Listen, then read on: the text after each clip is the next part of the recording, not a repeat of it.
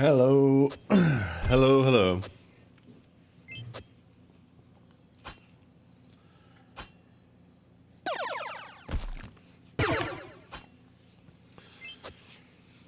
Back by popular demand. Tonight we will begin my second playthrough of Firewatch. Also, congrats. Good job winning.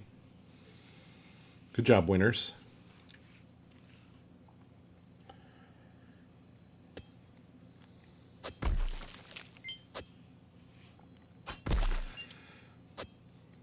Yeah, it's interesting how much of a difference the experience setting makes as just a knob to turn, you know, like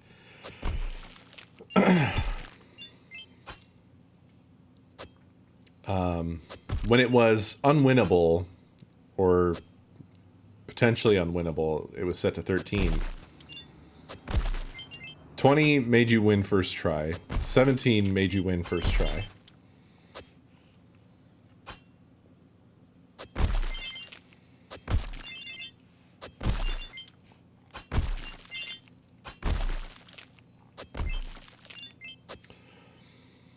I also like that strong opinions are starting to develop about certain things. Oh yeah, I gotta fix that bug with the regular levels showing up as gold. That's clearly a like a cross round thing because the HUD is a separate scene that doesn't restart. So from the HUD's perspective, it was like, oh, I need to change this to gold because this item was maxed out. And then the round changes. The game scene is restarted, but the HUD's like, I was told this is gold, alright? This isn't my fucking fault. I can't do anything about it.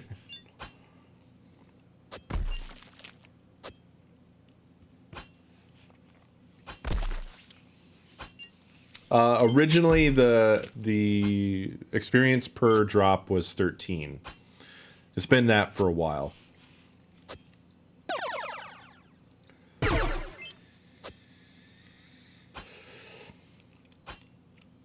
Just goes to show how difficult this thing is to balance. Or maybe how easy.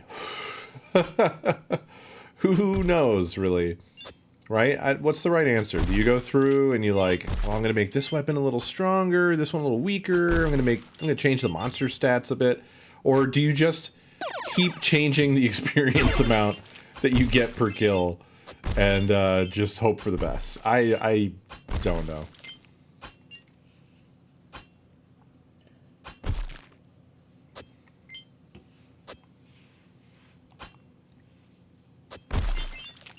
Yeah, I think balancing any game, like from the perspective I've gained from this, I feel like it's hard as shit. More newfound respect.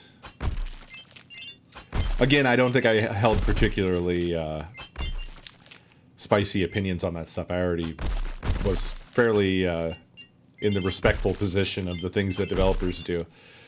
But I understand it more intimately now, of like trying to basically keep all these various different plates spinning and not entirely break this stupid thing, which I have done, I want to say like 10 times now already. No, because of something else I haven't figured out. There is a global timescale for it just part of the phaser engine for the overall clock and the physics clocks, but when I fiddle with them, they don't do things.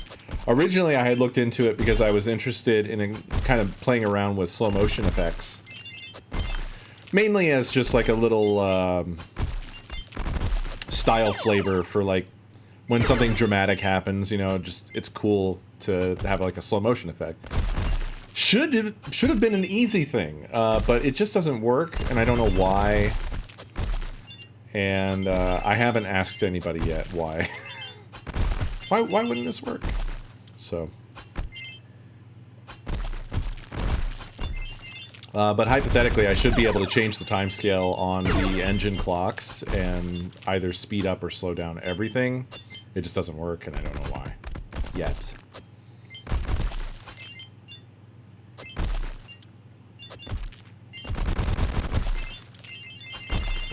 It's definitely crossed my mind a couple of times while I'm sitting there watching a full normal run play out over 10 to 15 minutes.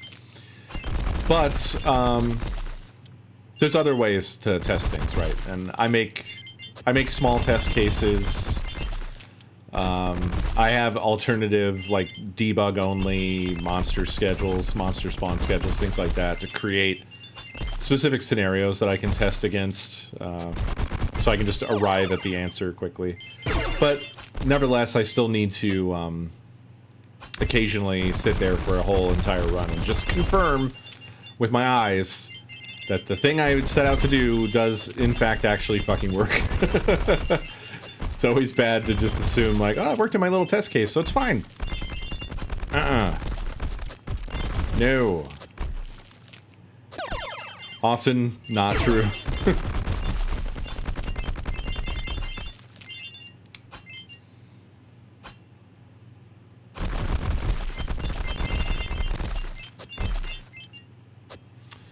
But yeah, I have a number of cool little test cases.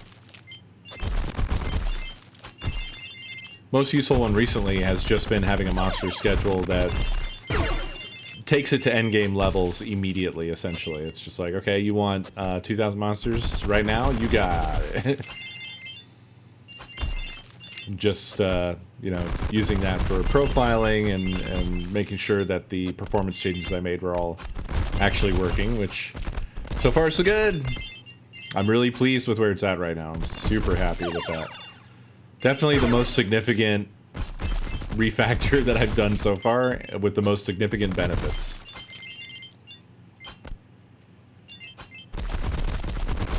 Because I don't even think I really even need it to be more performant, unless I don't know, unless I manage to drag it down into the mud again.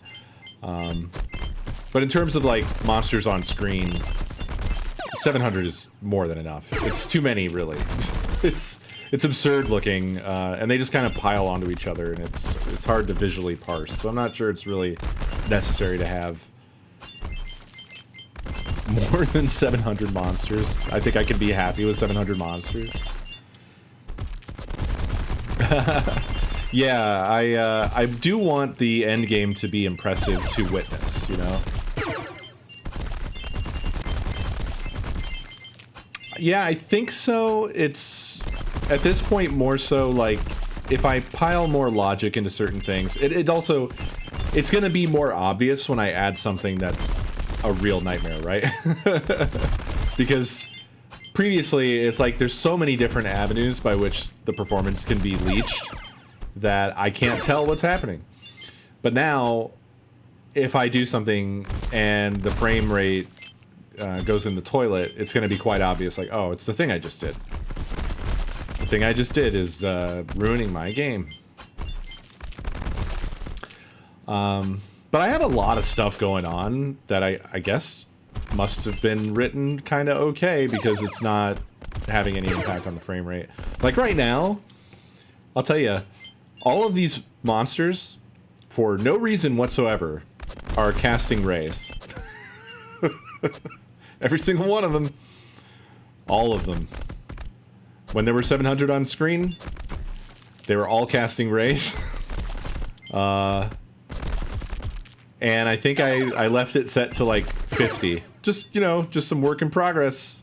So, you know, and that's every frame. So when there were 700 monsters times 50 rays, that's 35,000 rays per frame. Doing fuck all. Yet. Just in progress stuff. I just didn't turn it off. It's part of the, it's an extension off of the movement enhancements that I made with blocking. And it's part of the avoidance algorithm that's currently in progress. And it wasn't really having any negative impact, so I just didn't bother to disable it. And to be honest,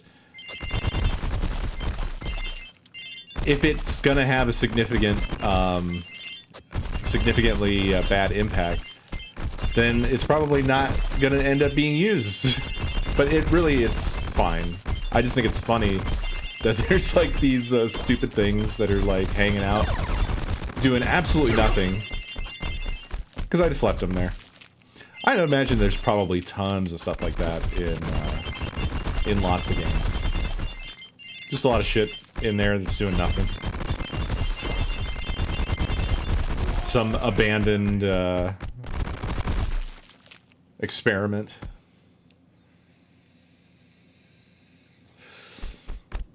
Well, I did manage to kill y'all. Look at that instant restart. Oh, I love it. I'm so happy with that. Goodness. I'm so pleased with that shit.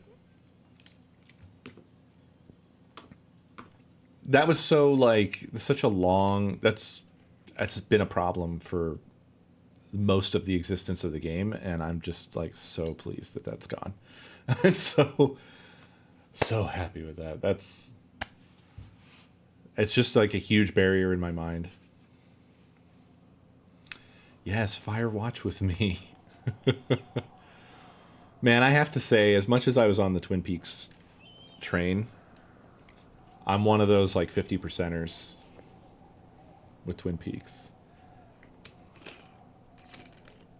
I loved Twin Peaks, the original run, and then I was instructed to continue down the path.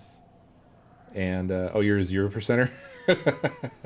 I think the original run of Twin Peaks is actually quite enjoyable, and I have to say the customary thing that everybody says whenever they're recommending any show, basically, which is it really changes after the first season. I feel like every fucking show has this caveat that everybody's always like, all right, so look, you just have to, in the first season, skip episodes like 1, 3, 4, 5, 8, and then just once you get to like episode 12, just bail out. But then, go straight to season 4. You know, every fucking show is like this. But Twin Peaks is genuinely, it's very interesting because the beginning of it is, it's like a ruse. Because the whole thing is, initially it's a parody that transforms. It really transforms. That's all I can say. Anyway, so I loved the first run, and then I was instructed to continue. Shout out to all the Twin Peaks heads out there. And then I don't think I really liked anything after the original run. Like Firewalk with me, I just like I don't think I'm firewalking with this, man. It's like I don't know. It's always been a sort of abstract art piece, but it really leans more into the abstraction after the original run. The original run stays in the territory of being, while weird and bizarre and very artsy, art piece kind of stuff, amongst that, it's still coherent pretty much all the way through. But everything after, I would describe as incoherent. And almost like psychedelic. And I think that there's just with anything like this, you're like different people are getting different things out of it. Pandora, thank you for 61 months, by the way. Emerlin, thank you for 98 months. Yes, finally, the second playthrough of Firewatch. BFA, thank you for 109 months. Everybody loves Raycast. Very nice. Very, very good.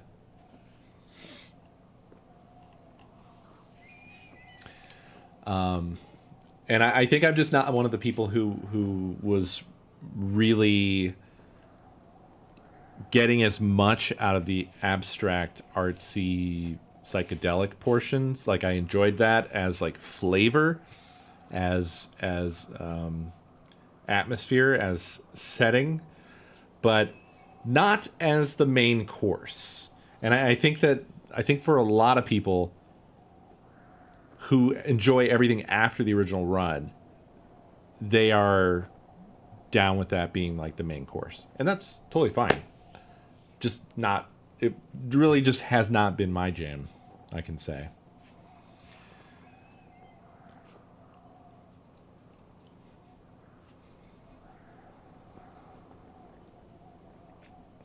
Oh yeah, no, I know it was. I'm sorry, BFA. It's my fault. It's my lack of punctuality. That's it. That's to blame here.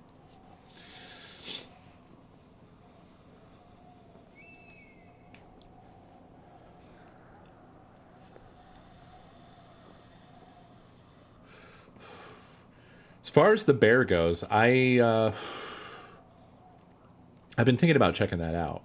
I know essentially nothing about it, other than, if you're still here, Dave, that you are a true evangelist.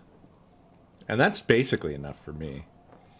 Honestly, if any of my friends recommend a thing, that's all I need. I'll dive in. Fuck it. That already sounds great. Now it sounds even better.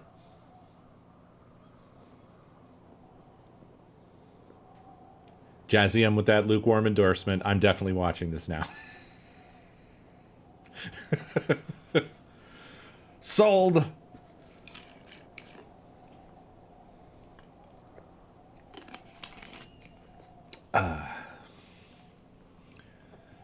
Any whomst?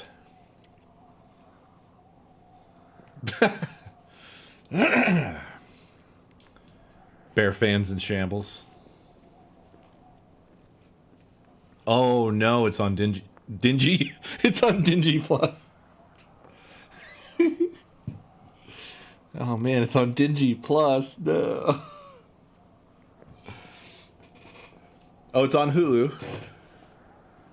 Okay, cause I don't fuck with Dingy. Shit. Oh. I'm going to Dingy World.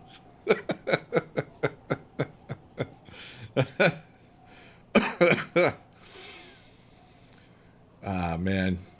Just thinking about Walt Dingy now. Oh, boy. Flub for the ages on there. On that one. Fucking hell. Although something about Dingy Plus. Boy, oh boy. Mitchy Mouse. Ooh, fuck. Okay. Well, if it's on Hulu, then okay. I can get with that. I guess I should load my last game. Oh, what the fuck, Steam? All right. Well, I thought we were going to do New Game Plus, but I guess I'm just going to have to just play it over again. Let's look at those settings. Oh, yeah, these are all right where I left them. All right, let's go. If I do this, will it overwrite my old game?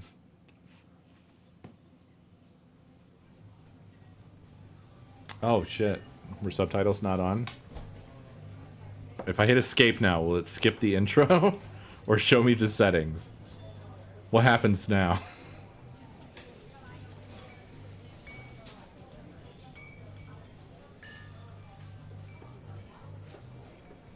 Qua? I think we'll survive without subtitles for a second. Right? Look, it's already, I mean, it's basically subtitles. You see Julia.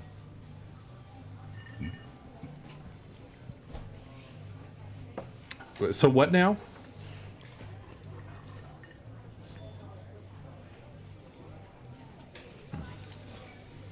What did they kill?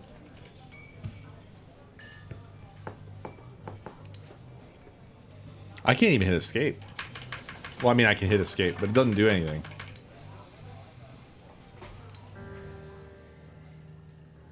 She's about your age, late 20s, laughing with well-dressed professors and grad students from nearby CU Boulder. You, Henry, are out drinking with your pals. You approach her.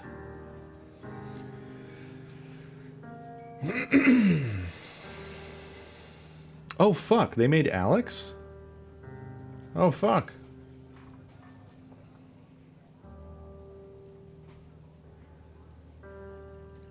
Well, they have a game listed on Steam. The release date is set for 2029. Longer than most millennials will even live. It's like Egypt. It takes place in Egypt. I forget what it's called. It had a cool name, actually. Yeah, well, I mean, if they had a release date of 2029, how do you know they ever stopped? Oh, In the Valley of the Gods. Oh, it's canceled? It's funny because when I was getting to this, when I was visiting the store page for this game for no reason at all earlier, because I already own the game, obviously, and have played it, I was like, did this game company do anything else? Because this was like really, really popular, even though I already knew that, of course. So I clicked on the developer and it said, oh, In the Valley of the Gods. I was like, oh, that looks cool. That was really cool.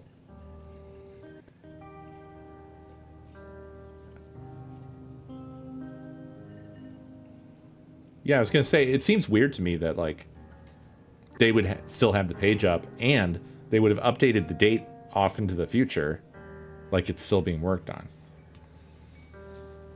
And there's screenshots and shit on it.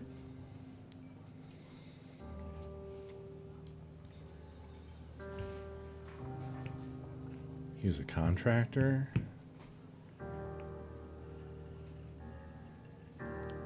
Man, I don't get that. That's fucking weird.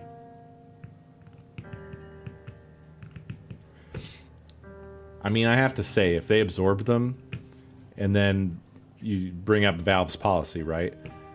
It's like, if they all chose not to work on their own idea, then...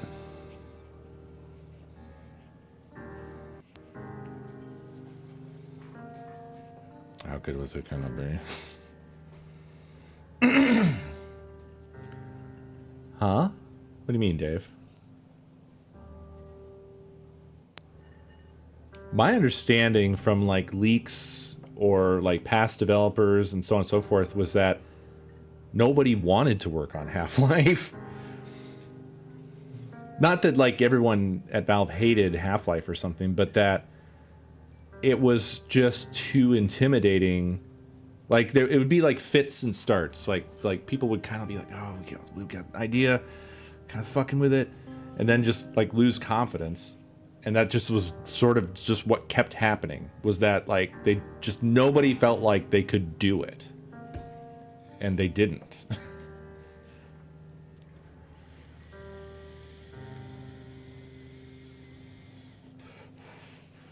Which, honestly, I feel like that's pretty fucking understandable. I've definitely come around to a place in my head. Yeah. Basically, yeah. It's like, I feel like that's a very normal human thing. And I feel like we've had a lot of franchises that just get burned the fuck out because there's this imperative to keep the brand going. We must push out the next thing, whether it's good or bad. And everyone always complains about that too. Everyone's always like, why did they do this? And it's like, isn't it just better if they're free to try to do a thing, and then if it doesn't work, they just don't do it, rather than force a shitty thing to be worked on and completed just to keep the the money hose going.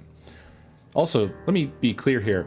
I'm not saying that Valve is like some amazing, perfect company by saying what I'm saying now.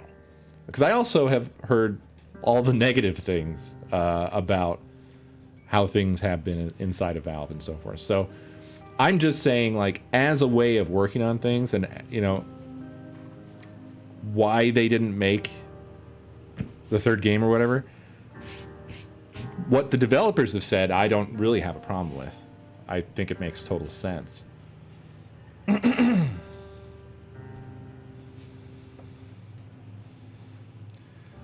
Well, one day, one day, Sega will finally make a good Sonic game. That day has not yet come. God. Sega doesn't know what's good. That's always been, I think, Sega's problem. I don't think Sega has any idea.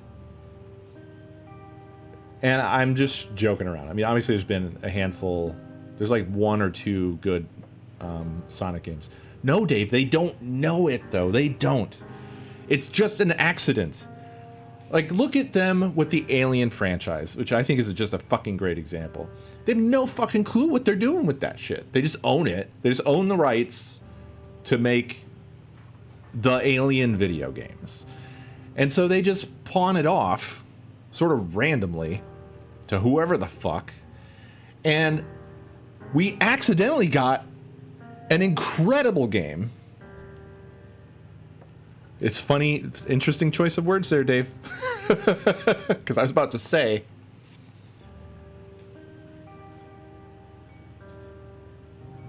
yeah, Alien Isolation. And I don't think Sega even knows or cares that it was amazing. Yeah. They could have done more with that. And nope, they shit out another garbage-ass bullshit thing based off of the fucking Marines from Aliens. Like, that's the only thing that exists.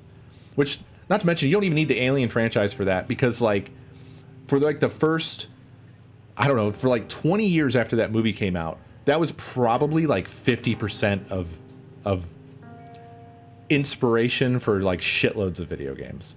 Like just the quoting of the movie and the behavior of like soldiers in video games. If you play like Opposing Force, if you've ever played Opposing Force, which was the expansion that Gearbox did for Half-Life,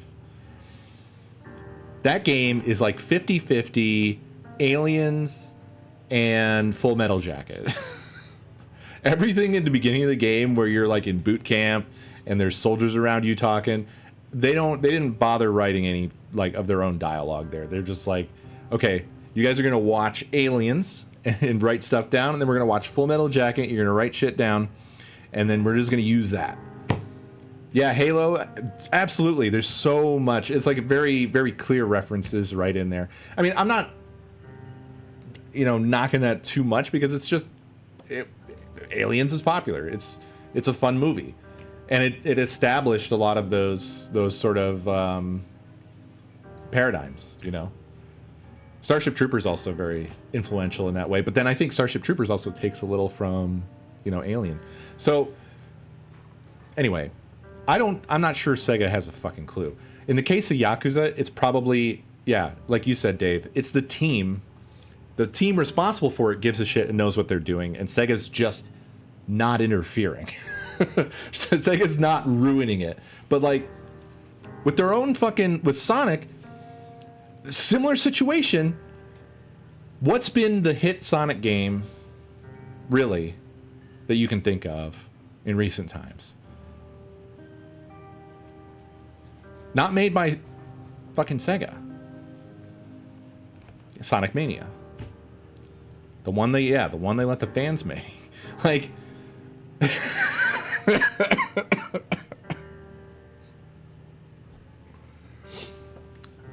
yeah. Sonic and Mario go to the Olympics.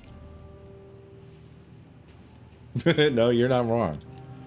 Tim, thank you for 118 months in a row. Very much appreciated, my friend.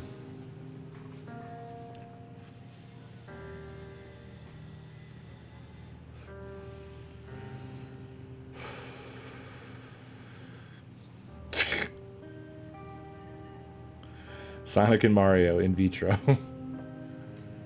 Whew. Anyway. Yeah. I think Sega's a good example of a game company that just shits stuff out and doesn't super care. And I don't know, Valve's real weird. In the general case, it's hard to talk about Valve in comparison to anything else. But I hear y'all. Like, I wasn't really on this developer's stuff. Like, I mean, I didn't play Firewatch when it came out, so I didn't have that excitement. And therefore, I didn't follow along to discover that they got eaten by Valve. Which, you know, that does always suck.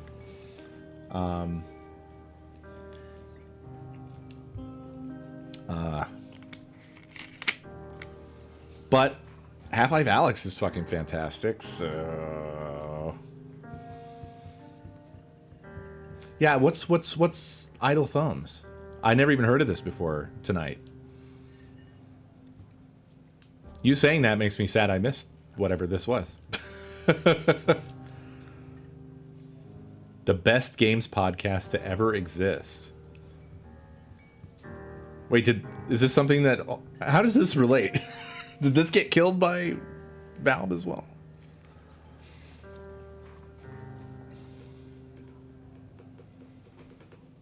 Oh. It was... Okay. Okay, yeah. I mean, I did not know this. And so they also ended that when they were eaten by Valve? That's weird.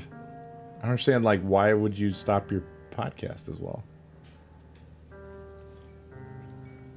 What happens at Valve? Well, yeah, but I mean, have they ever heard of the internet? I don't get it. I guess maybe this would have been pre-pandemic, so everybody didn't have Zoom installed or whatever, or Google Meet, or Discord.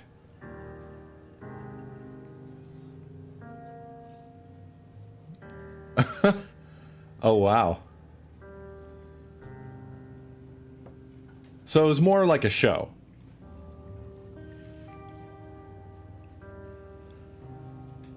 I don't know. This is wild to me that this occurred.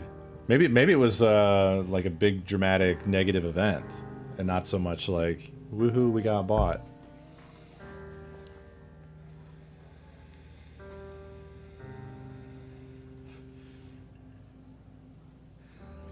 I'm sorry to hear all this.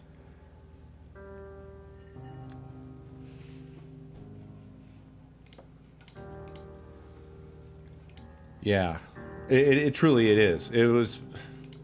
I mean, it's Half-Life free. Half-Life free. It's Half-Life free for me. It is, but it is basically like Half-Life 3 to me. Like, it was an unmatched VR experience in almost a bad way, because I feel like it almost killed VR for me. It was so good that nothing else in the VR space really compared, because everything else, apart from a handful of things, you know, like Resident Evil, which gets brought up, everything else was essentially like a toy, like a tech demo in VR. I'm sorry, but like fucking whatever that one was, everyone was like, well, there's also... What was that fucking one where you hit stuff with bats and you climb all over the walls? Bones, something Bones. Boneworks, yeah.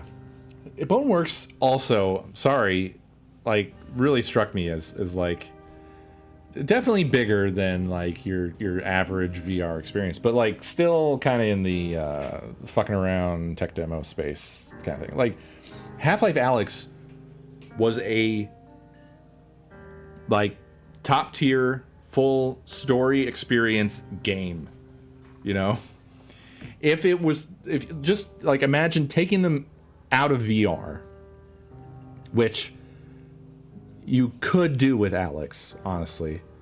Alyx definitely leverages VR, don't get me wrong, but I could see a path for Alyx out of VR versus Boneworks. I don't think there is. I don't see what the appeal is of Boneworks without VR. But yeah, you wouldn't compare those two games, in my opinion. See ya. Bye-bye.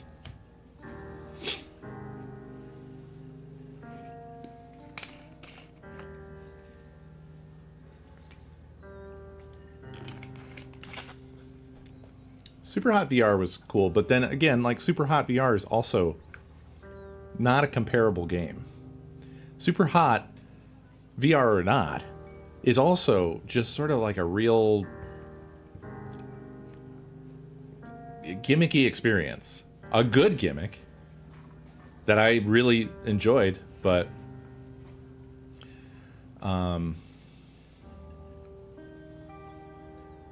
yeah, I don't know.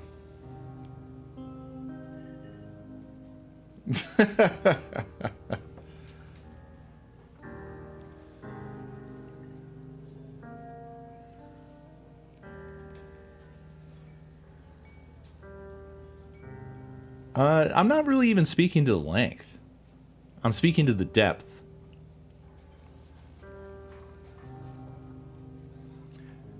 Will I ever approach Julia?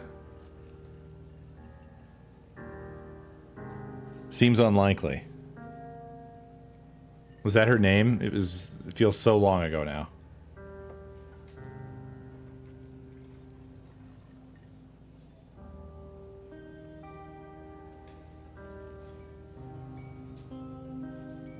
This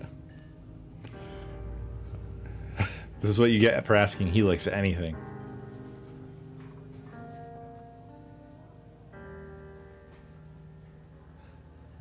You approach her. You are drunk. Oh boy. Jeez. Both of these are trash, buddy.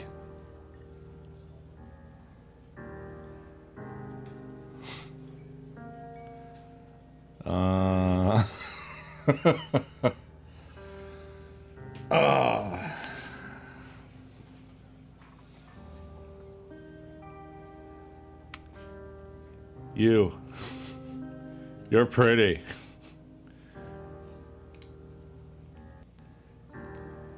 You're pretty, she says coolly. You are not. You are a future hangover. What? You reply confused. Someone should buy you a cheeseburger, she says. Wow, okay, this was successful. She flags down a waiter, and 1 week later, you are Julia's boyfriend. That's kind of cute.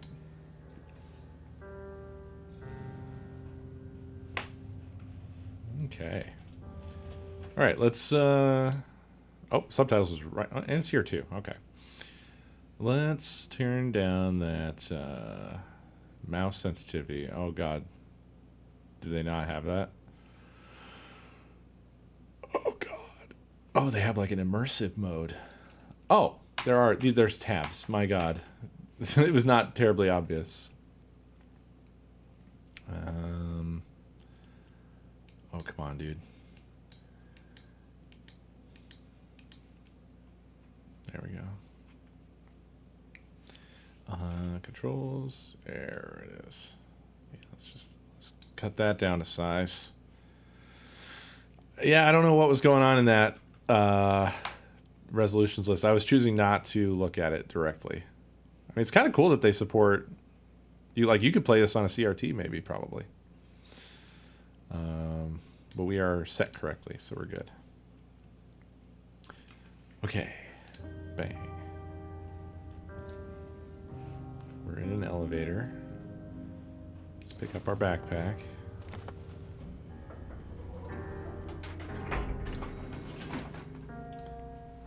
And here we are.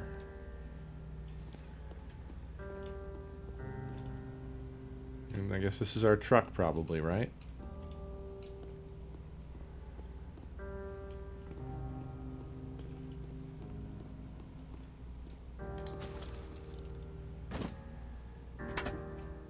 I would put that inside the truck, really. The gate wasn't even up.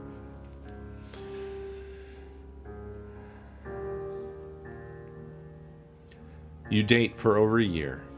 She drives you absolutely nuts. It's great. You move in. You share an apartment near the school with a view of the mountains. You two drink beers out on the deck. You drink beer just about anywhere. Life is good. I'm not a beer guy. I just don't give a shit about beer. I don't give a shit about getting drunk. I don't know. I'm against it for myself. Julia wants to get a dog. All right, Julia's cool. I feel like I'm very much a post-cats person. I think I'm ready to just live the dogs only life. I do like cider. But I don't like beer. And I don't like beer the way people who like beer like beer. Also, if beer is yum is here, it's a very confusing conversation for him. I've had a lot of cats in my life, Dav. I've done my time. I'm a veteran. Frankly, I'm tired of the litter boxes and the asshole behavior. That's where I'm at. May have just rolled the dice poorly on cat personalities.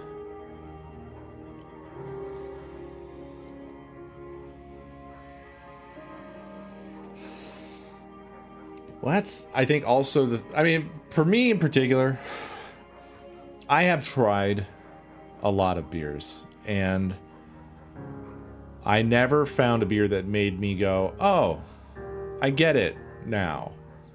I get why you would drink this other than to get drunk. That never happened for me. I was always like, wow, I hope that this gets me drunk quickly because I do not like it. And in that case, I mean, you might as well just go to liquor or whatever. Right, and it doesn't unless you're like fucking smashing them. I think also, I had a friend that really put me off of beer. Boy, he was one of those. I mean, he was an alcoholic. He was just an alcoholic, is what it was. But he was one of those people who would get like a fucking, I don't know, like I guess a 24-pack cans. Probably, I don't remember what his beer of choice was. I think it was probably Bud Light or whatever. But he would smash that shit in a day or two.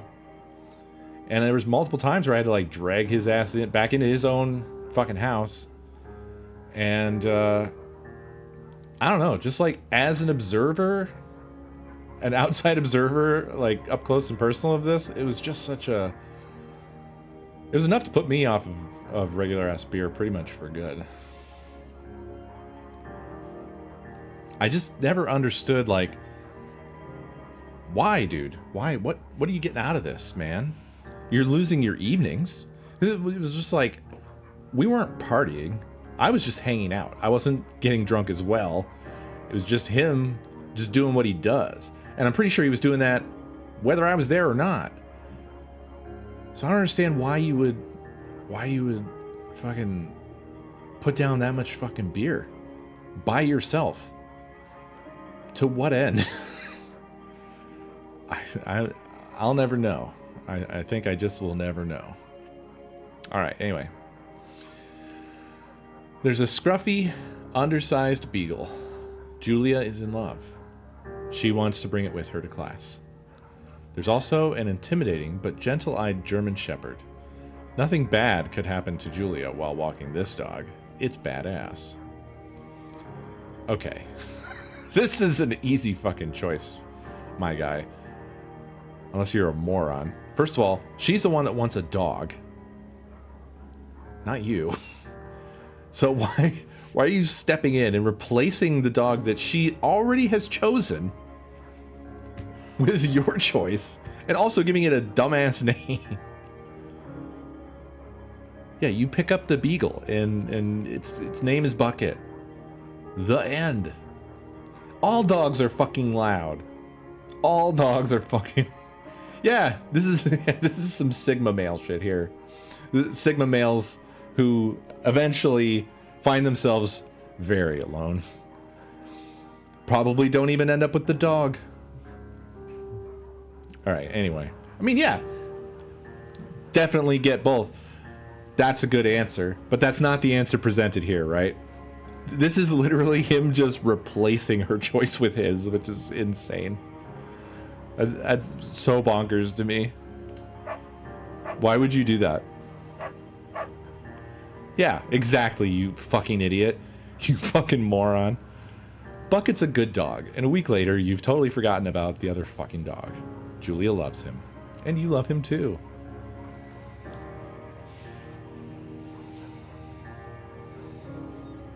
Can't go wrong with some soy.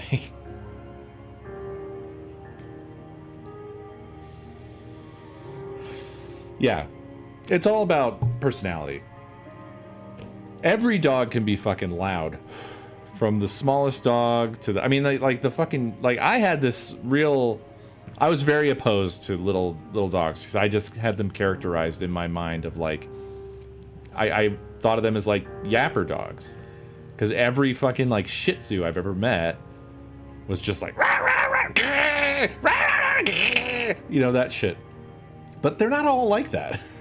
They aren't. Chew, he's a barker. Not, I would say, the worst, but definitely annoys me. And he's loud. And I don't love it when he comes over here and he just lets loose with a fucking ear-piercing bark, like directly at my ear and the microphone. But I love my small man. And he doesn't bark all the time. He's not barking right now. Right now, he's cutely being a croissant on a watermelon. I'm talking about you, buddy. Hi. And Bun doesn't she doesn't bark as much, but whatever she does is fucking adorable. She's fucking adorable. My God. She has some growls and some barks, but with her, it's all like, I love when she growls. Just, she could growl all the time. It's fine. And when she barks, more often than not, they land on like cartoon barks. Like, she literally will go arf. Like, you just arfed. You just made the cartoon dog sound. You went arf. And she'll be like, rough? Yeah, I love little dog grumbles. Oh, man. Now, I don't love... But we don't have this problem. But there are those, like, really angry chihuahuas. People love to make videos of them and put them on, like, TikTok and shit. You know? The ones where, like, if you do anything at all, you're just existing in their vicinity and they're like... That's, you know... I don't know how those dogs get that way, but our chihuahuas are not that way. So, anyway, 1979. You talk out. Also, I feel like this game is going to up us. I just have that sense. This is setting. We're being set up for like emotional destruction. Here is what I'm sensing. You talk out on the deck. It's summer. 9:30 p.m. and the heat still radiates off the high desert. What do you think about kids? She asks. Kids. They're not very smart or good at much. I'm saying if you and I have some. A couple little idiots. You see, now this is a tough one for me because I've never in my whole life had that desire at all. Don't want kids. Never wanted kids. So, well, this is the no, clearly. Dav, this is the no. This is the IRL no. And I think, obviously, this is one of those things where it's like, this is in the sort of relationship, unspoken communication hellscape thing, right? Like, where this hits as like not telling the truth.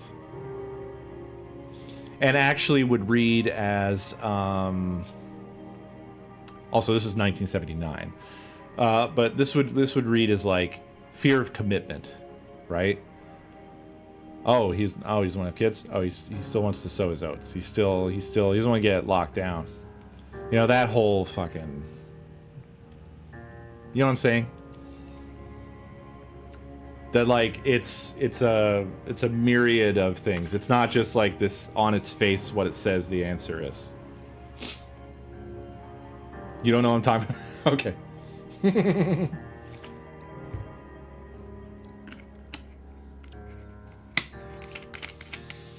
This might be me being just flexing my social paranoia. The problem with left is, like, if we keep choosing left, are we just acquiescing? Here's what's happening to me right now. With this character, the impression I'm getting is he's kind of a doofus. And when I choose the ones on the left, I feel more like what he is doing in this context. Like, we would click the left one because we were trying to, like, we agree. Yeah, that sounds pretty good. Maybe. But in the context of the character thus far, it feels more like placating. Like, he doesn't actually want kids, but he likes her a lot, so he wants to just tell her what she wants to hear. It's how it feels. Which also doesn't feel great to me. These both feel awful. Also probably me overthinking these things a lot.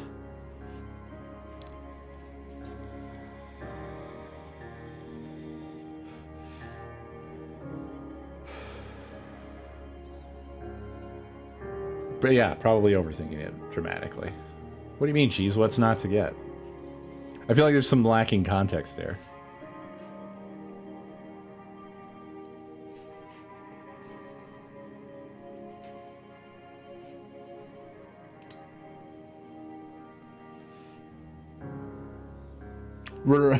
Right, I do have this strong sense that it's all going to unravel very rapidly soon. In that case, we should probably get married. Yeah, I would like that, you say. These kids are going to be screwed up enough. It's probably for the best that their parents are hitched. You say, she's absolutely right. I mean, these sorts of choices in games, I always agonize over them, and I always assign more meaning, and I assume they matter much more than they do. This is a problem that I've always had, and will always have. This is just me. This is me being me.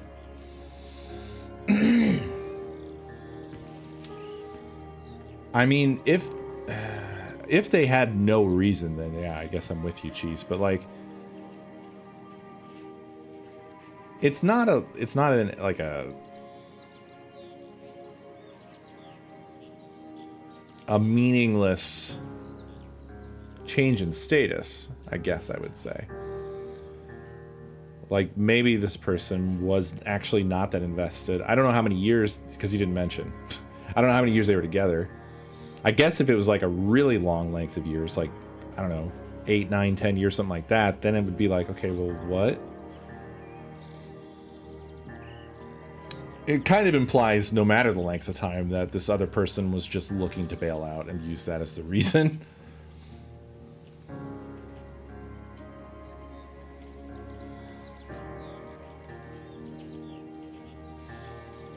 Two forks. Do not forget to check in. You're in their country. Learn to live with bears. No fireworks. Warning, thoroughfare trail is not recommended for inexperienced hikers. Thoroughfare is a primitive backcountry trail.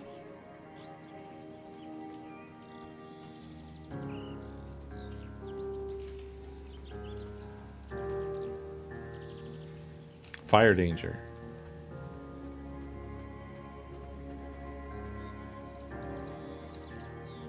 Extreme today. All right.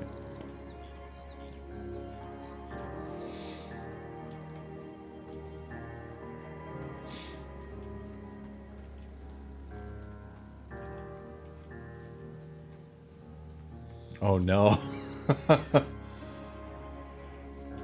Yeah, that sounds rough. Primordial. Or Primordia? I'm so sorry for what I've just done to you. Oh, my backety packety. Ah. 1980. It's a Thursday night and Julia is 4 hours late. She doesn't call. You're worried and getting angrier by the minute. This is another one I don't get.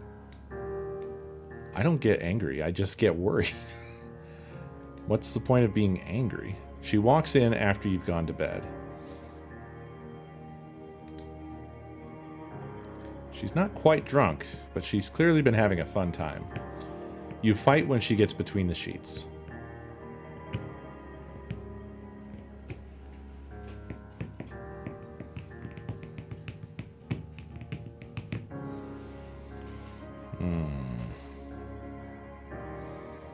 This one is tough to navigate.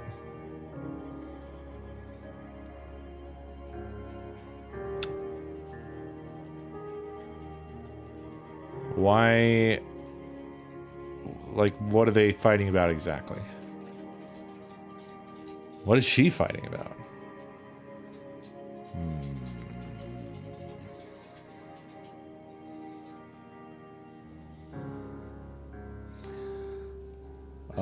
I don't know if you can hear me, Cheese, but then yeah, he's just a dumbass then.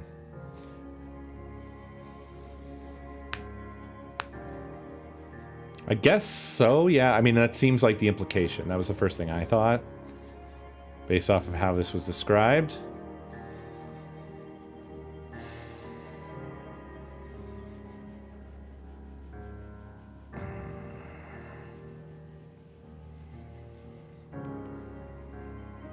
I guess let's get mad.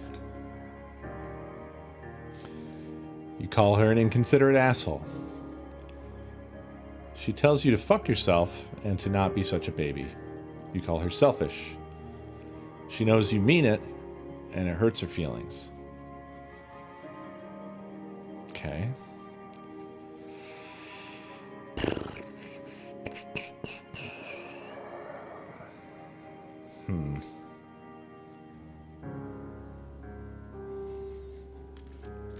1981. Julia still likes to draw. She draws plants from her research. She draws all the places you go. She draws you. You pose and flex like He-Man. You frolic like a Victoria's Secret model. I like number 2.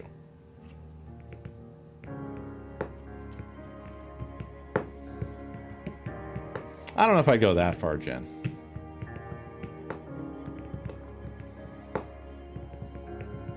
I mean, what she did, based off of how it was described, does seem like it was inconsiderate. Like, if it's something where you don't know what's happening and you can't get a hold of her and you're just left worrying, and then she comes home hours later, no explanation, just tries to like climb into bed. I would say some explanation would be justified to expect that.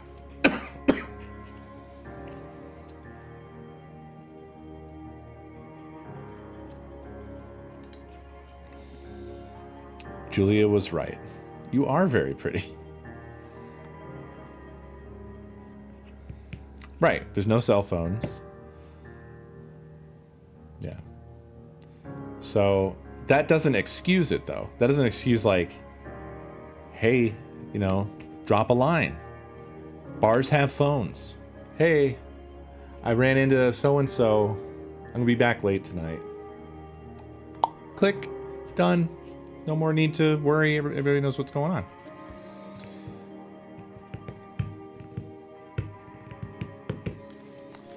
Well, right. So it said he was getting more worried and angrier, and I pointed out, like, I don't understand why you're angry yet. Angry is after. Angry is after, like, no explanation, No, like, hey, I'm sorry, nothing like that. Just like, just waltzing on in without any explanation. That's like, okay, you're not even gonna fucking tell me like what the hell's going on. I thought you were fucking dead. I have no way of knowing. You could have been in a hospital somewhere, or like, you know, you've heard that before, right? Like, I called around the hospitals looking for you.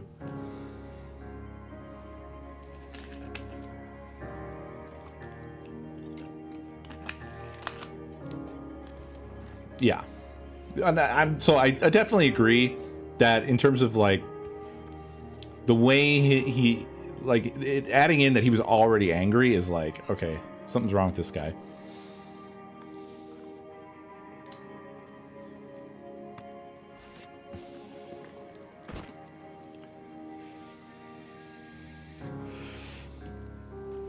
Also, not excusing the behavior, but I will say, if this is taking place in the 70s and early 80s, we have to sort of roll back the sort of masculine awareness of like self-awareness. Definitely you have to roll that back a few notches. It hasn't rolled forward very far, but you still have to roll it back a few. Nevertheless,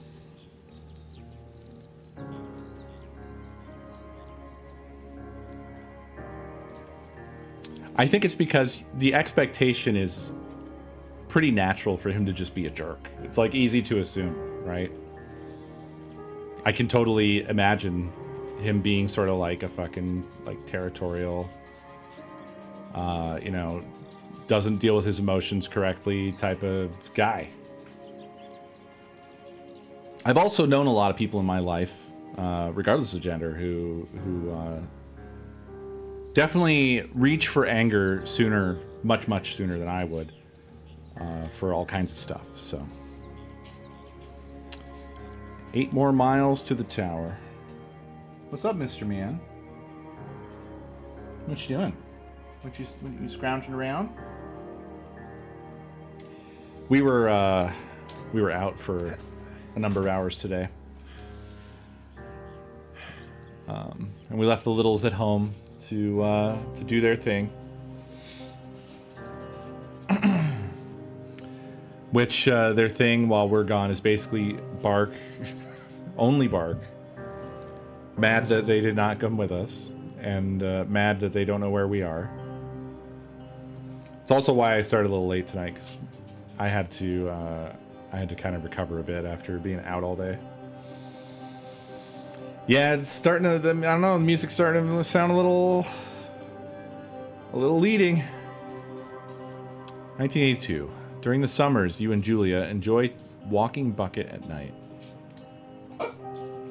There's a festival in town. It brings folks... Is your name Bucket? Do we go for walks at night? Just because they said it. Hey, Mr. Man.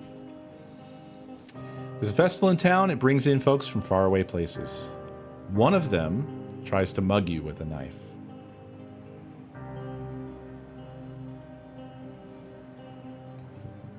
Buckle up. Julia's about to get fridged.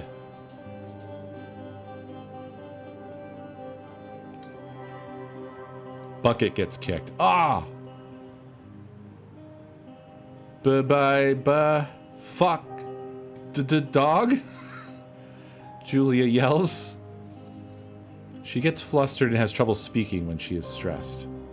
You confront the attacker.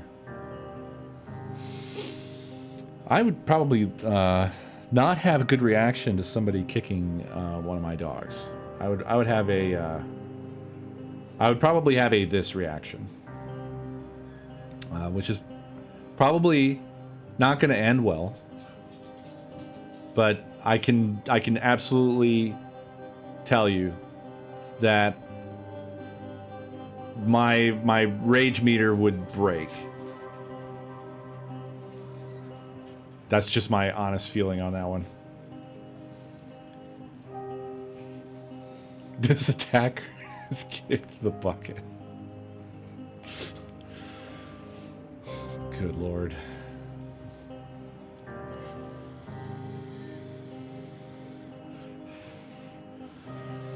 Well played, Latch. Yeah, 10 out of 10. 10 out of 10. Alright. I'm going to go with my gut on this one. This won't end well, I'm sure. Your arm gets cut up, but you beat the guy to a pulp. You don't feel very tough. You cry your eyes out before the cops show up. Well, I mean, yeah, it's fucking traumatic. It's not like a hero situation. I don't think anything like that ever is. It's always just traumatic. Julia asks to take a different path from that day forward. You say, okay, you don't want to go that way either. From then on, you walk by the river.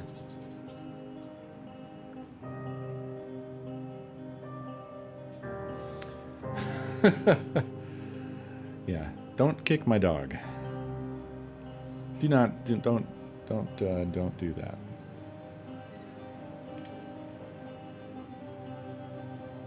(1984). Plans to have kids get waylaid by work. Julia gets offered a job at Yale. Yale is in Connecticut, 2,000 miles away. It's a great job. Associate department chair. She wants to move. You absolutely do not.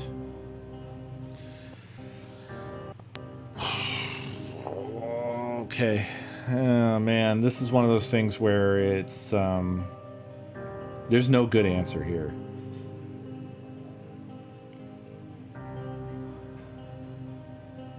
There's no good answer here. I don't think a good answer is that one side has to capitulate.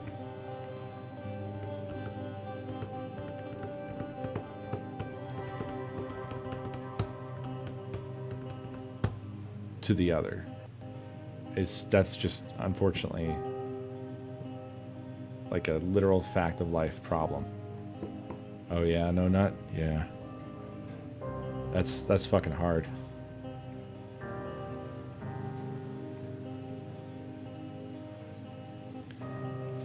Like immediately in my mind it's like I don't know. Like, I'm dead set on supporting, like, Nakomi in anything that she wants to do. And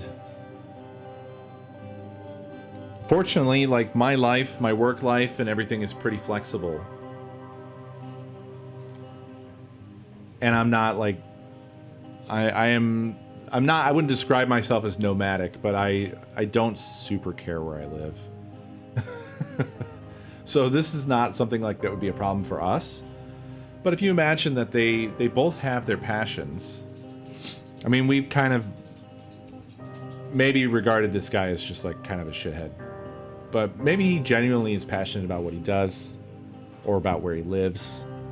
Maybe it's, you know, maybe all of his family is there or something like that. So he may have valid reasons for why he doesn't want to move.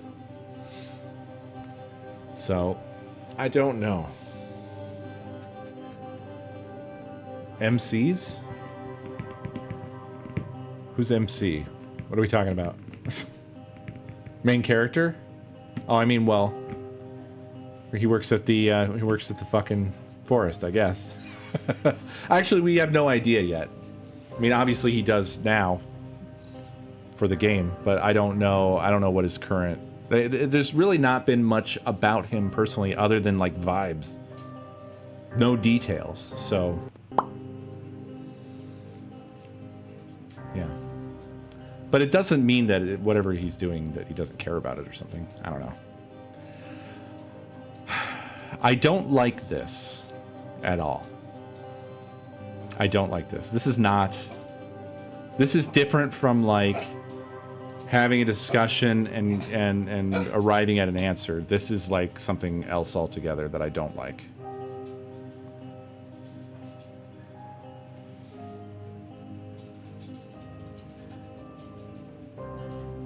Yeah. I'm going to go with this,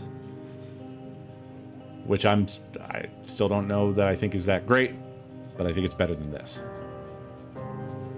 Yeah. I think that's the way I'm taking it, is like manipulation. I think that's why it's bothering me.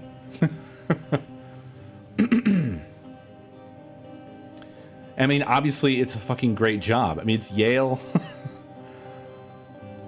That it's not like a little thing.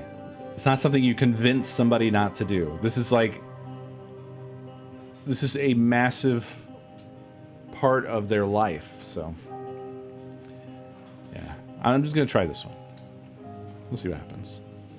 You ask her if she'll commute back and forth. You don't want to move to Connecticut.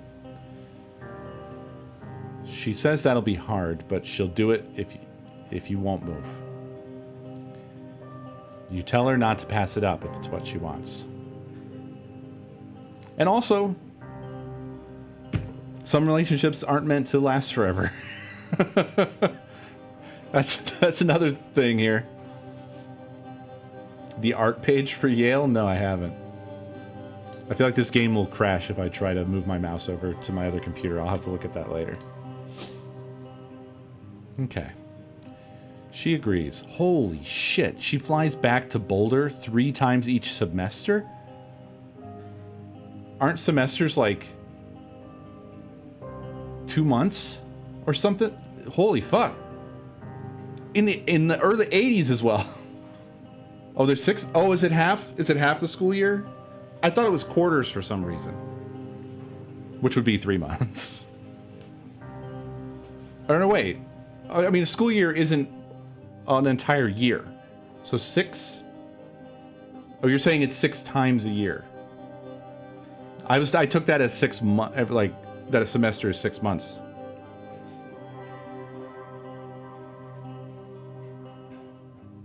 Okay. Still, it's a lot. That's a fuck ton. That's a shit ton of money. And like, how much time is she spending away? Like, how can you even swing that shit? Right. Yeah. 6 times a year. There's 2 semesters in a year. Yeah. And 1 on either end of each school year. Yeah.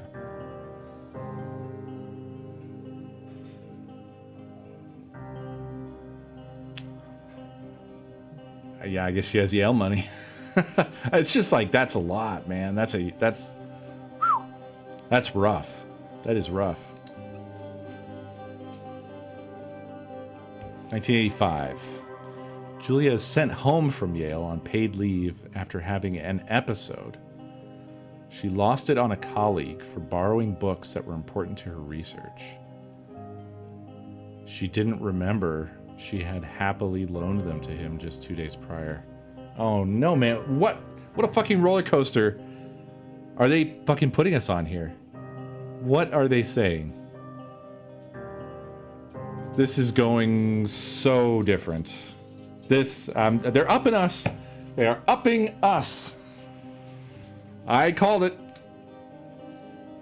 I mean, I did play this before, so I know. She was found crying in the stairwell.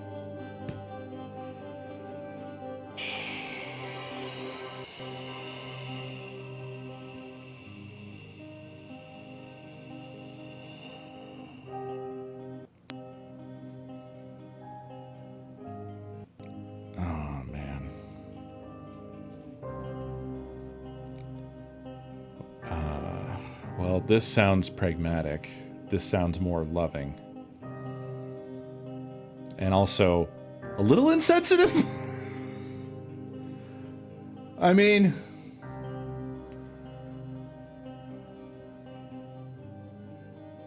oh, come on. You all are being like cynical here.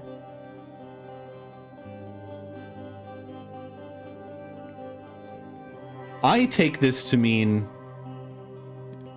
together, you make macaroni and drink wine together and try to forget about it. Like, this is why I said loving. Like, it's comfort. It's comfort food and comforting each other. Like, you guys are taking this super cynically. Yeah, she's at home. It does read as both, yes. It could be that he just makes macaroni for himself and drinks wine by himself, and he's just gonna push it out of his mind. Yeah, definitely reads as both. I feel like this is a little bit maybe internet poison. Y'all saw it that way, maybe.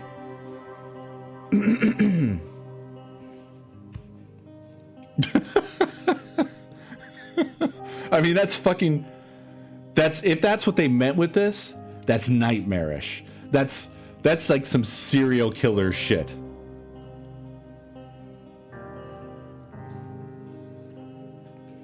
I don't know now. You guys have made me scared. There's only like 2 of us that saw it the way I did.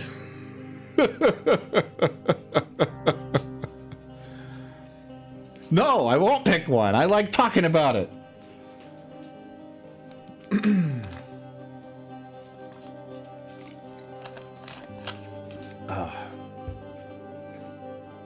What are you doing, Mr. Man? You looking for something?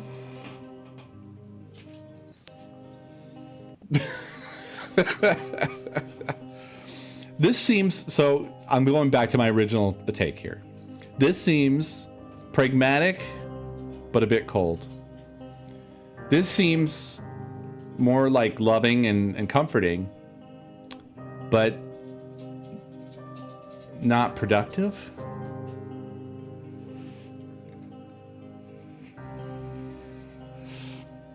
I will say, I think IRL, I'm much more in this sort of territory. But not the way you guys interpret it. Just so you know.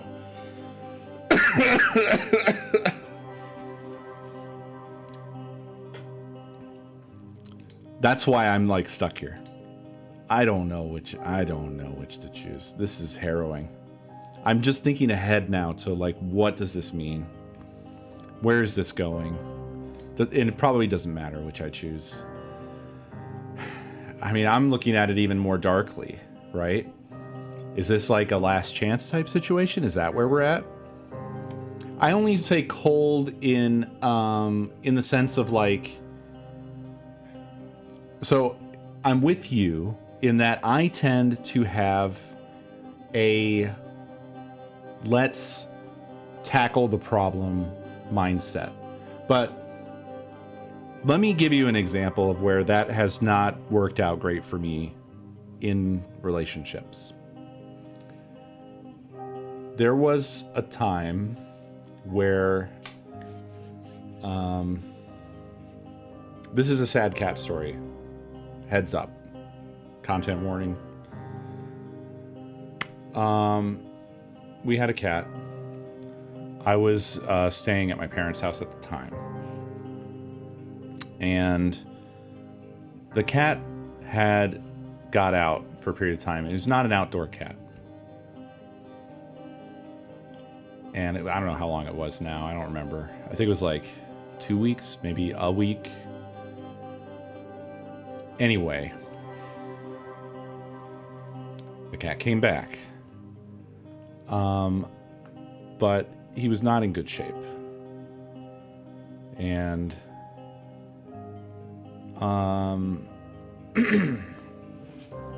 I think that it was one of those situations where I think that he had been probably hit by a car.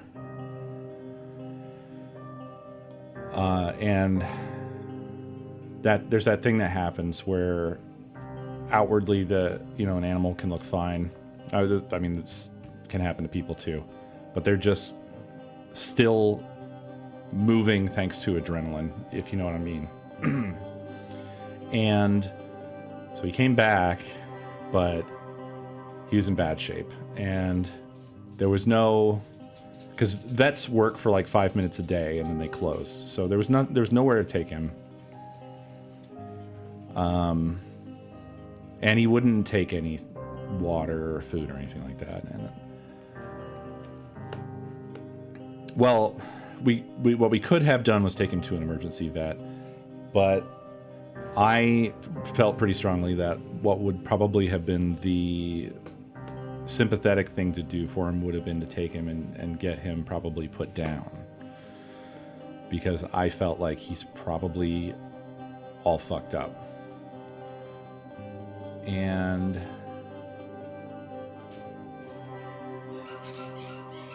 the thing is I raised that as a possibility because I was like trying to just talk through like what should we do? Like we're trying to figure out what to do. And I was like, I think that probably this, da da da da. And the thing is, My mom didn't take that well. And she said that I was like cold and heartless.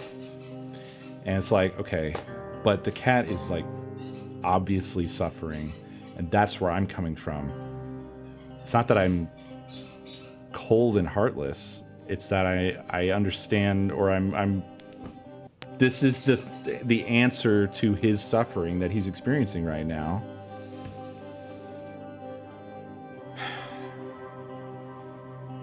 But it made me realize, like, okay, yeah, I mean, I guess, you know, I was coming at it from essentially a sort of pragmatic point of view. Like, I wasn't like excited about it. I wasn't happy about it.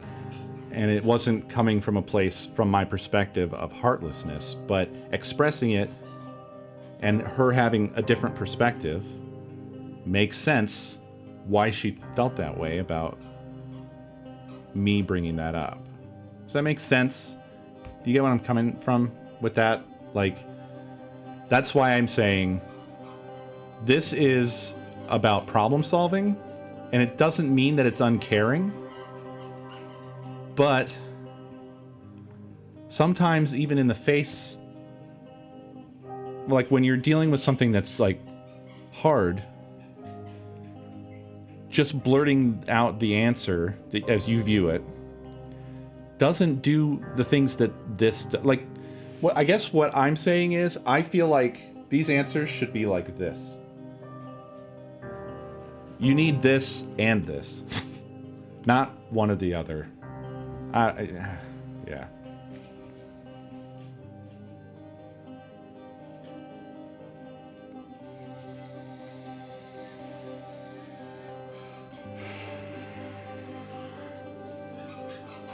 And I don't know. I think in the situation, I would definitely, I said earlier, like, I think I tend towards this, but I think in actuality, the real truth is actually I tend more towards this. Because for me, when there's a problem, the way that I deal with it is I want to get the problem fixed because it upsets me too much to think about the alternative. I think that's what makes this difficult.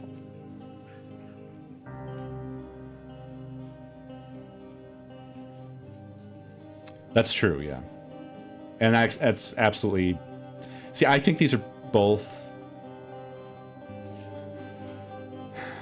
probably right answers, really. I think I will go with number one. Despite everything I just said.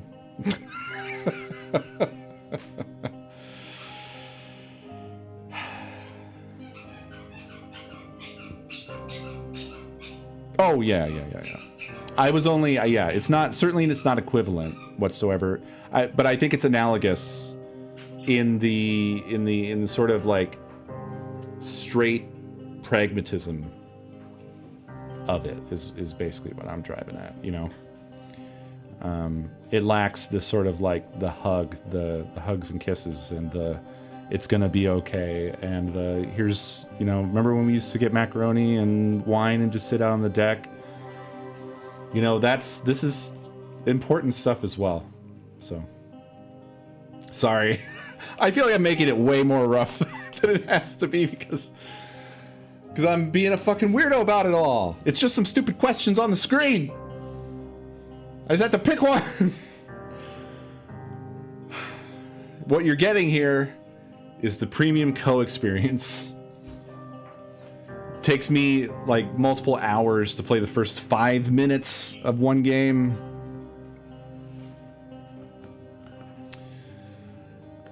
But let's try number one out. Let's just try number one out. I'm also trying to talk myself into this shit, so you know. After seeing multiple doctors and having many tests, they are worried that Julia might be suffering from early onset dementia. She is 41.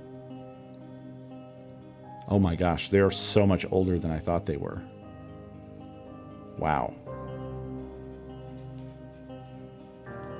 Also, this sucks. You both decide to keep it a secret for now.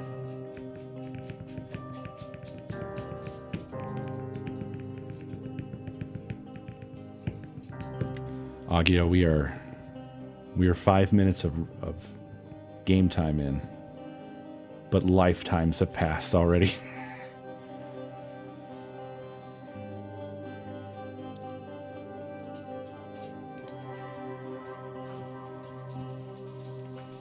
Oh, we have our backpack. Everything's fine. Everything's fine. I don't know if I want to read this journal.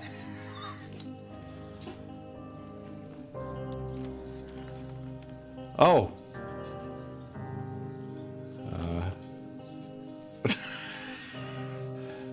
Okay, he didn't want to read it either. He didn't want to read it either.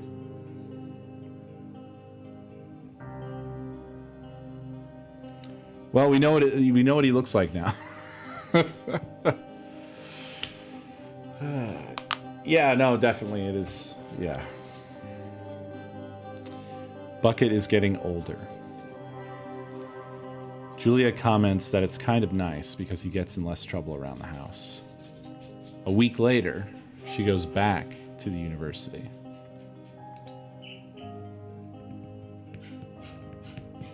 (1987).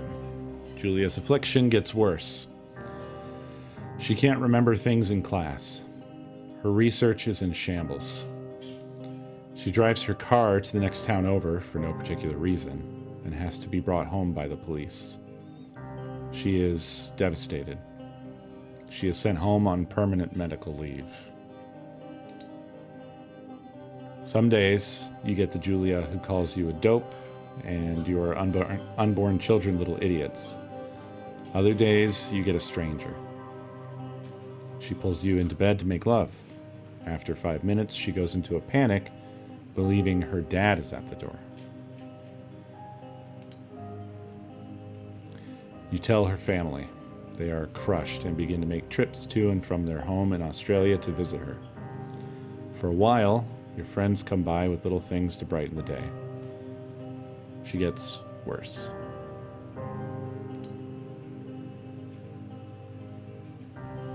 (1988). You spend your days following Julia around the house. You count the seconds between the 2 weekly visits from Daniel, the nurse.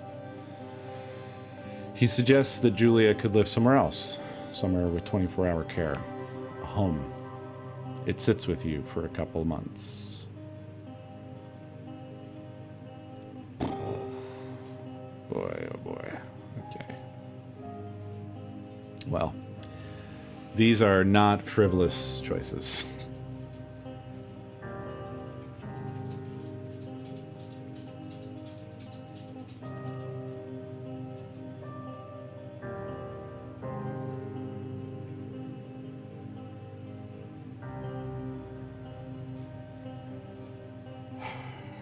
I don't think I would be able to choose one. I don't think I could do that. Just for me. I also feel like I understand why someone would do number one, because it's like something like this can just completely devastate your life. And then it can also feel, I mean, like, particularly in this situation where it's like the person's not even there anymore, I imagine that it would probably feel pretty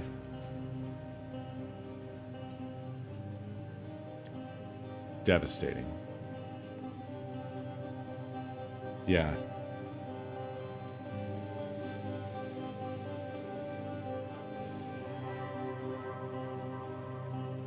Both of these are horrific.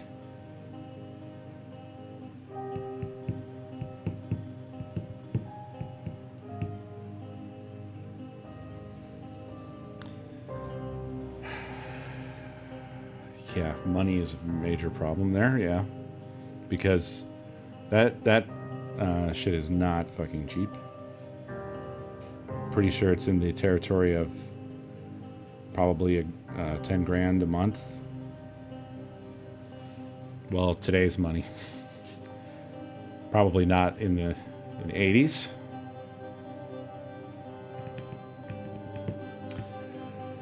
Yeah, well, so for my thinking on number 2, what fucks me up is thinking about the fleeting moments. Or not being there.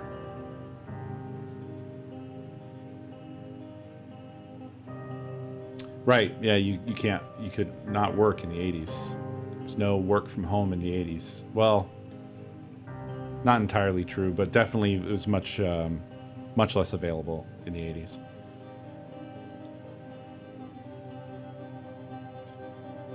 But yeah, that's what really grinds me up thinking about is like, you now know that there's not much time left, and I can't really bear thinking about the just not having whatever's left. I don't know if that's maybe selfish. Saying it that way sounds selfish, but like having is not necessarily not shared per se. I mean, and particularly in this situation, does she have moments of lucidity? Would you want those moments of lucidity to just be of the inside of a drab patient room somewhere? Do you know what I mean? Ay.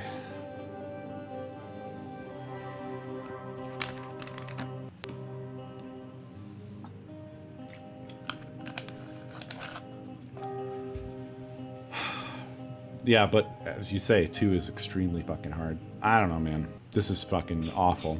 This is tearing me up. I'm just gonna choose number 2. I don't think it's a fucking game. It probably doesn't matter what we choose, but I can barely play games like this, Chloe. I don't know if we can say that's what I'm actively doing right now. Am I playing?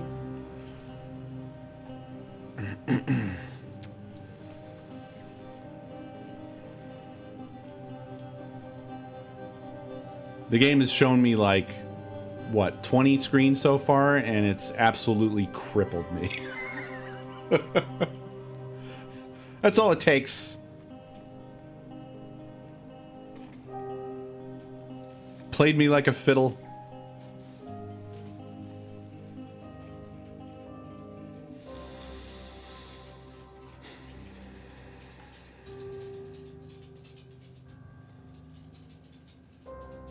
Jesus Christ, Rudy.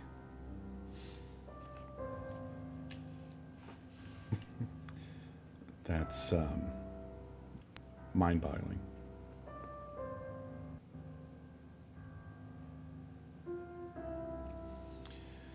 It is impossibly hard.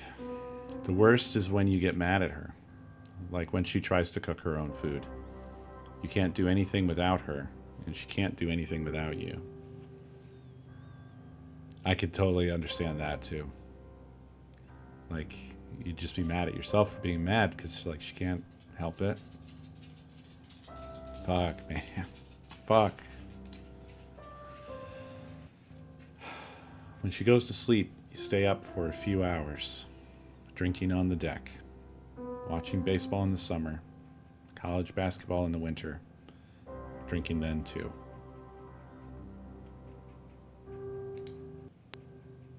You start going out after you put her to bed.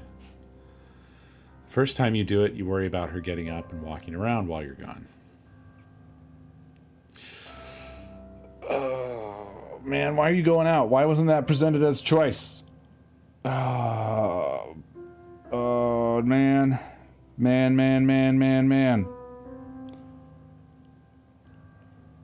You know what? This does fit Screamaday.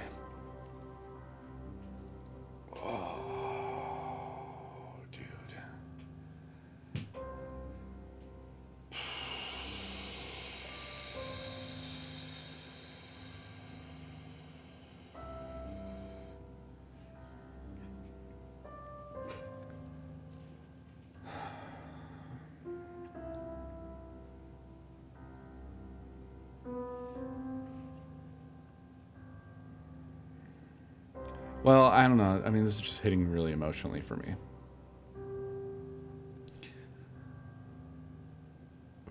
IRL, I would not be able to do either of these things, and I wouldn't be able to go out. I wouldn't be able to let myself go out.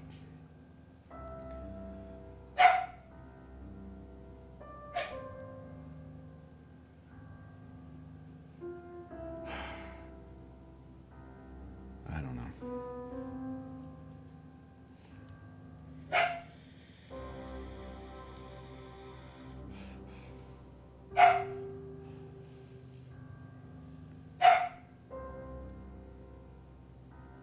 I truly hate both of these answers.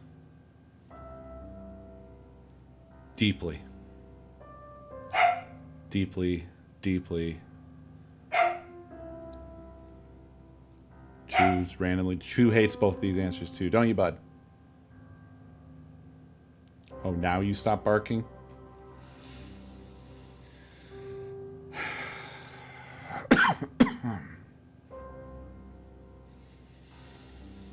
Yeah, there just isn't a good choice.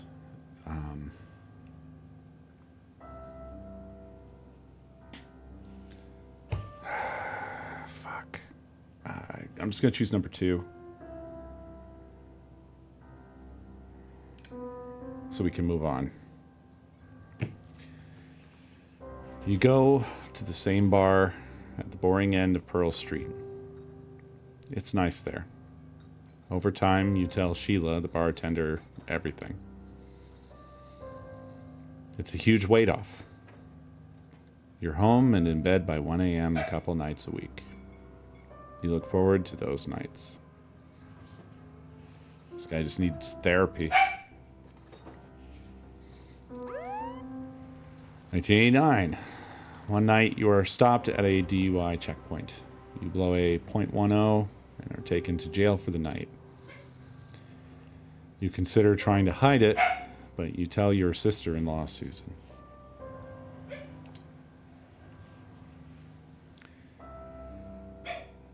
Julia's parents take the next plane from Australia.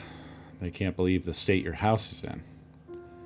Then they tell you Julia is coming to live with them. You don't argue. You say you'll visit soon. A few weeks go by. Summer is coming, and you see an ad in the paper for a job. You take it. Man, I don't want to play this anymore. Why'd you guys make me do this?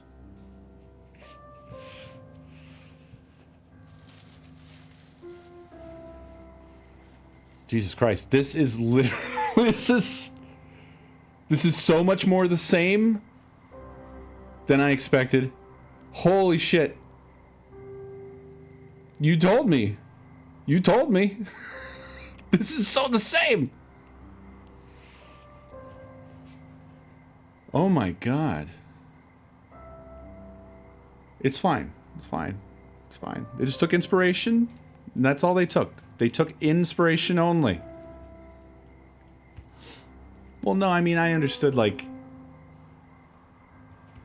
both take place in a Firewatch tower. That at least made sense, but I didn't realize I was going to be saying, like, I was going to be clapping eyes on exactly the same scene. It's fine.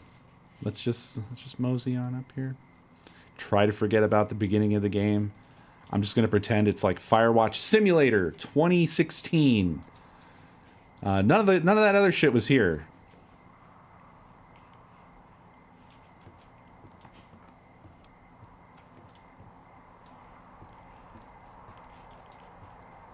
I don't know. The other game seemed like it had more of its shit together. Where's the generator and the porta potty? Where's my supplies? Where's my shack with supplies? How's this thing getting power?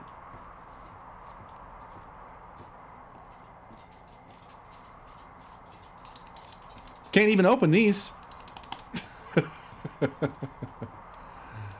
I'm just kidding. I'm just joking around. Oh my god.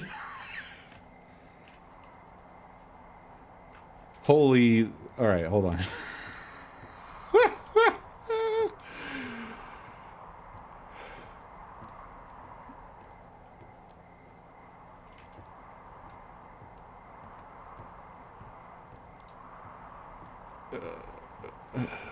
I guess so, but I mean...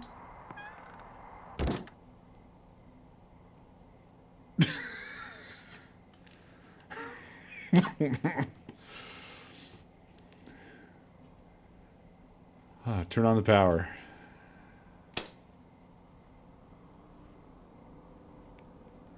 Hello, Bed. Two Forks Tower. The map. The box of Two supplies. Forks Tower, this is Thoroughfare Tower. Come in. The wood stove. I mean, things are in slightly different locations, but they sure do look I know alike. you're there. Your lights are on. Yeah, I just don't know how a radio works. Is it like this?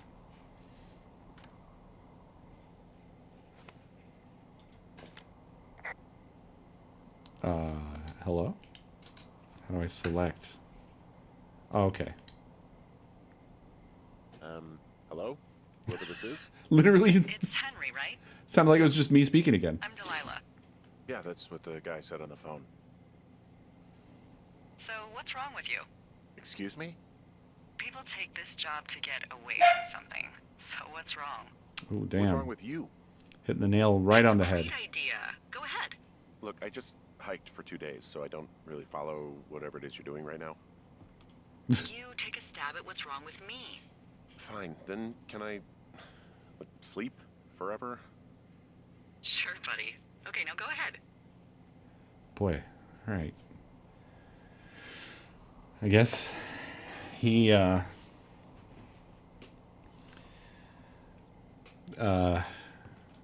is still not in a great place.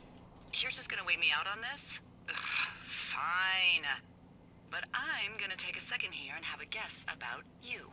Well, I'm learning that now, yes. See, I don't know anything about you, but 9 times out of 10, folks out here simply got dumped.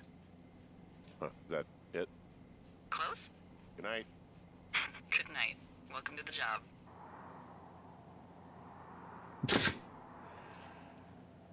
Okay. Good morning, Henry. Well, I guess good afternoon. You probably slept like a rock. Anyway, there's still a few hours of daylight to get some work in. I can see you at your desk, so call me when you're ready.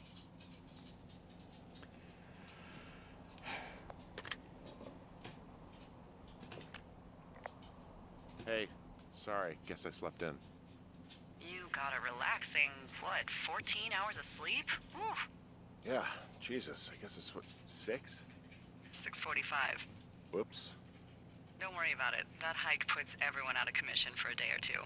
But now that you're up, let me quickly get you acquainted with the job. There's a thing in the middle of your room with a round map on it. Do you see it? Okay, yeah, I see it. This is the Osborne Firefinder, invented in 1914 by W.B. Osborne? You use this to spot, you guessed it, What the fuck? What is it? Nothing. You use this to... Oh, fuck me! Good God, language, lady. Out your west-facing window. Are you seeing what I'm seeing? Is there a compass? Fucking fireworks?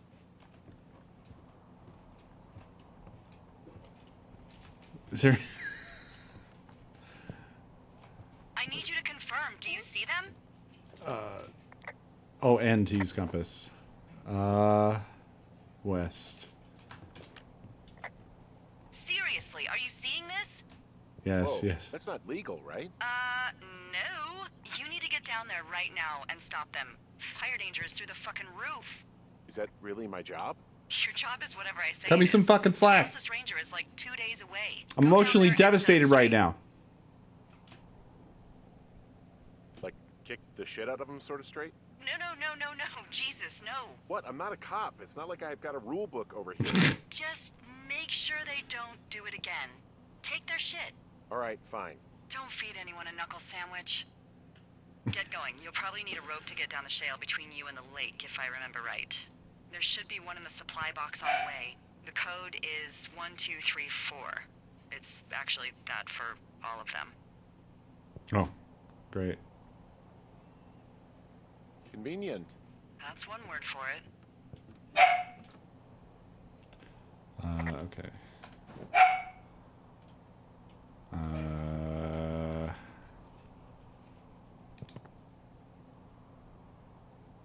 Wow, great photo, guy. This is the one you...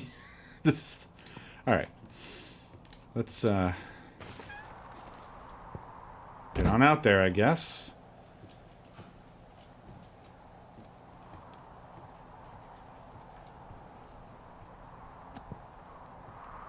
The biggest douchebag in all of Mad Men. This guy was in Mad Men? Who was he?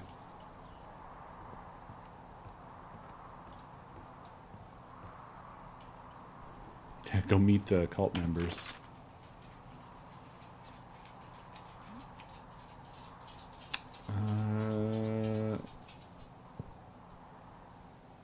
Wait.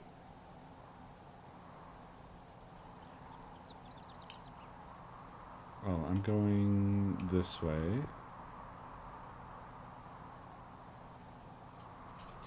Cache 306? I mean, I don't understand. I turned, and the little pointer on the map did not. Oh, it wasn't a pointer. Okay. Okay, it's this way. Yeah, here we go. We're good.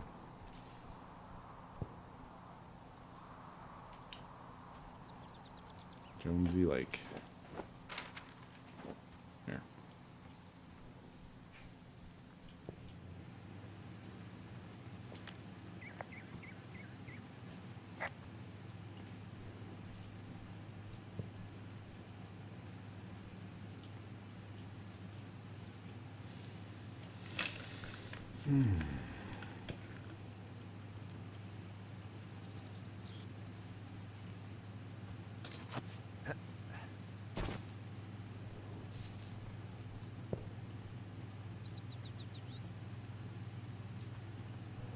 This is nice. Yeah, me, immediately. At the very moment I did it. Exactly when I did it, I made that joke.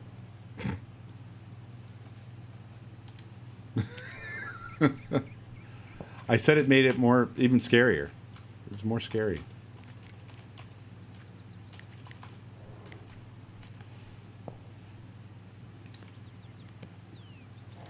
Just leaves the lock on the ground.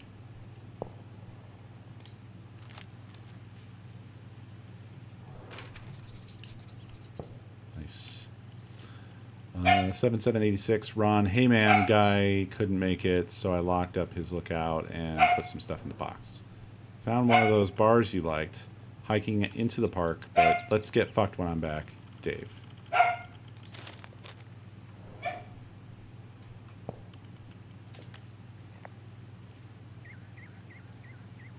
Hey, I found a note to a guy named Ron from some guy Dave. That's probably Dave Gaskell. He's completely nuts. Is that right? This is cool. Harmless, but I like this. yeah, one of those, you know, fall off the grid and eat ants for a week type. Totally fucking cuckoo. Which is kind of what the job attracts.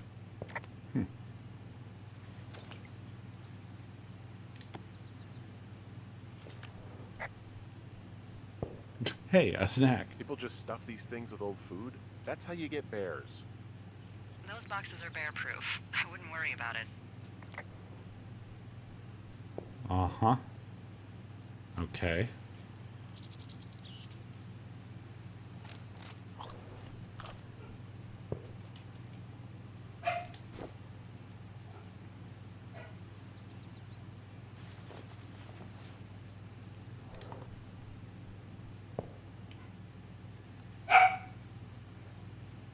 That's an acorn.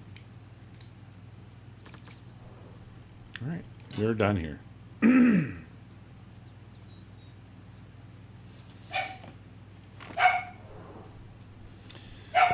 All right, so still heading west.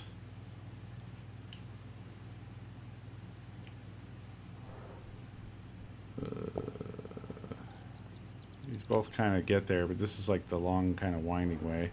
I'm gonna go this way.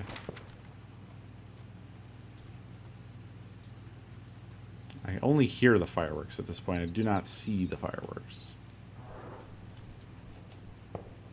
We jogging.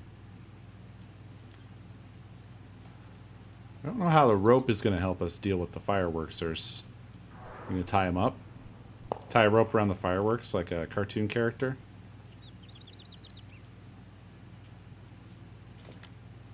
Hey, there's a tree out here that's been ripped to hell. And?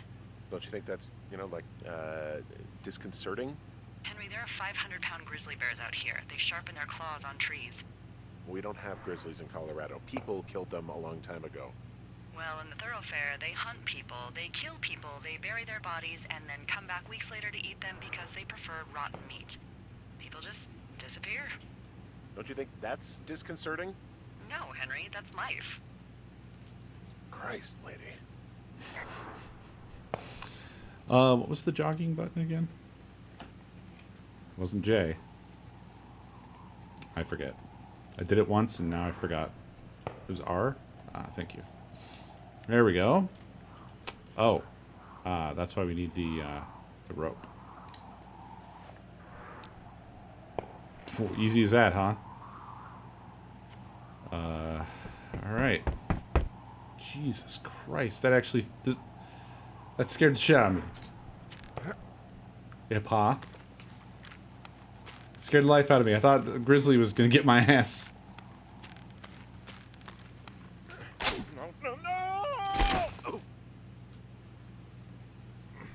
No! Jesus. That was a hell of a fucking fall. Hey, What the hell's wrong with you? my rope snapped coming down the shale slide. You didn't break anything, did you? No, I think I'll make it. Well, be careful for Christ's sake.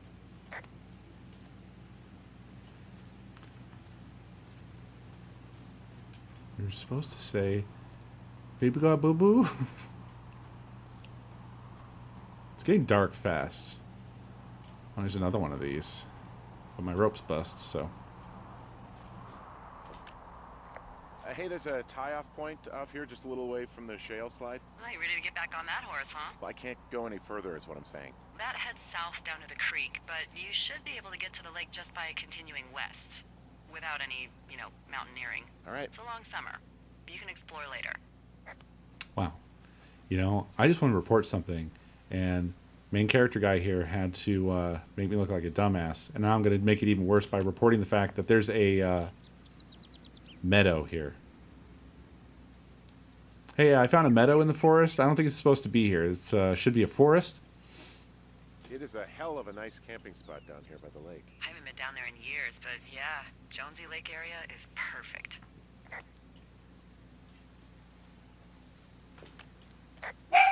Not gonna do that one.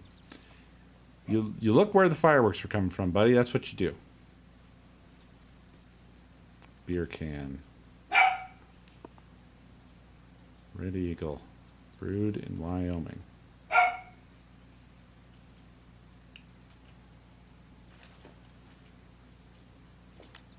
Finding a bunch of empty beer cans. They threw them all over hell.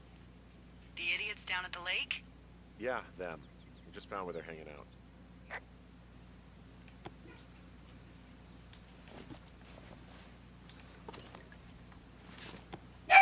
Gonna have a backpack full of fucking garbage.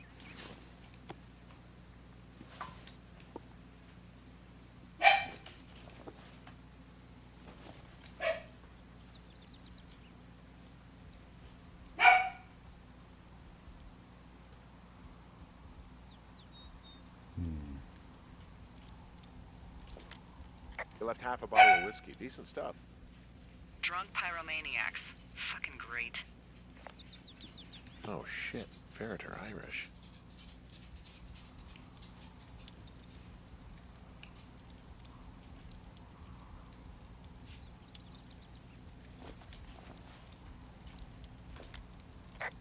Oh, look. They decided to have a campfire, too. They color-coded the fire danger signs in case people were illiterate. But I guess that doesn't take into account just plain stupid, does it?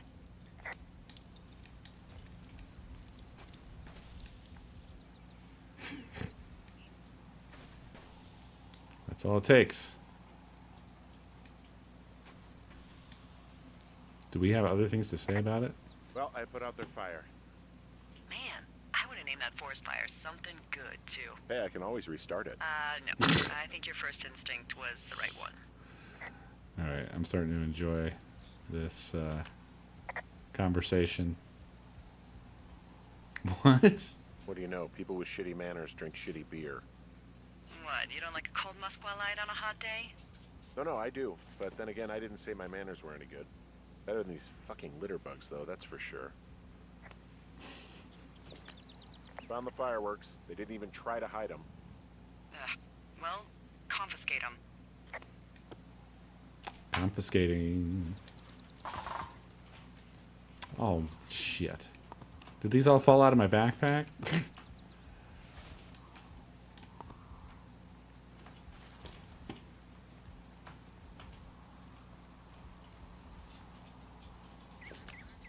They left their packs tied up here. Don't fuck with them. The last thing we need is some hikers filing a report about harassment. Okay. Oh, no. Wait a minute. Well, they left their clothes out to dry. It looks like 2 people. What if they're naked? Won't that be exciting? Look, they're obviously still there, so tell them off and then head back.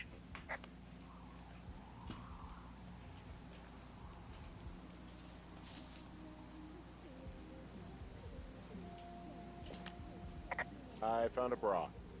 A nudie pyromaniac.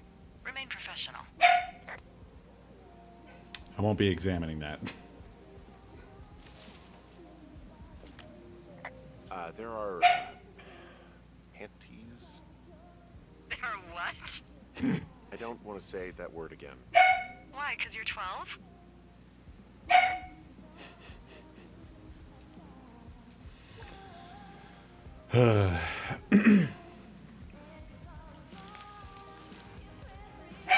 Ah. There's Yes? Previous. Thank you for the biddies. there are 2 naked ladies out here. Can you handle that? Come on, I like naked ladies, same as anyone, but there's, you know, 2? yeah. I know this will be tough for you, but try to pick your Sith, tongue up thank you off for the the biddies. ground and do your job. Okay.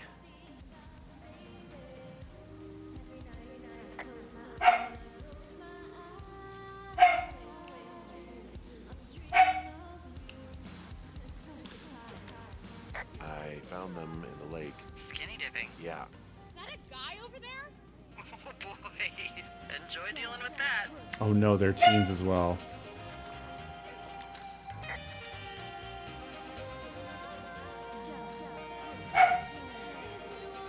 You gotta take it easy with the fireworks, all right? You ought to take it easy at the Sizzler buffet. Chelsea! What? He's just some loser out in the woods. I mean, he's grody. I hate this. Let's get out of here. You don't know a damn thing about me. We know you're a peeping Tom. How long have you been standing over there? Oh my god, is that who you are? Barf me out! Ew. Can we just get out of here? Ew, totally. You're gross. You're just some sad man out in the woods. Okay.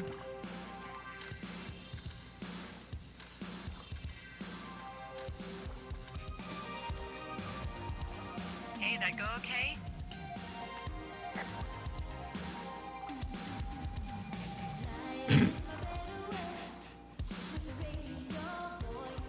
You there, Henry? It went fine. Oh, wow. The music's a little loud. Oh, sorry. I took their stereo. Okay, well, I guess we're all even then? Yeah, I think so. But seriously, though, thanks for dealing with it. So there's no noise ordinances or rules out here? No. But that music I hear makes a good case for them. Yeah, no kidding.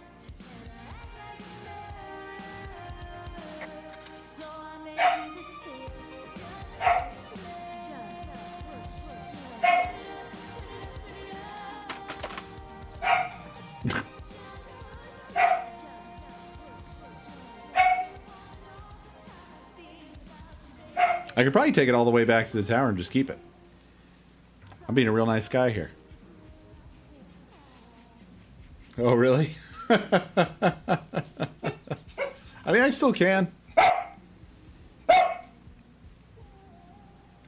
It is theft. Hey, Mr. Man. Why are you yelling? I guess because it's time. It is time. Is it time? Yeah.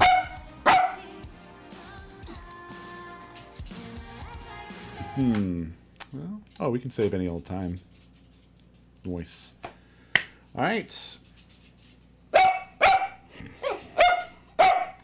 I have a dog that needs feeding, so I'm gonna go do that. Thanks for watching, everybody. I hope you enjoyed. I'm not sure that was even really possible. But yeah, I will see you tomorrow. We will be continuing Firewatch then. Have a great night. I'll see you next stream. Bye bye. Bye bye. Bye bye. Bye bye bye bye bye bye bye.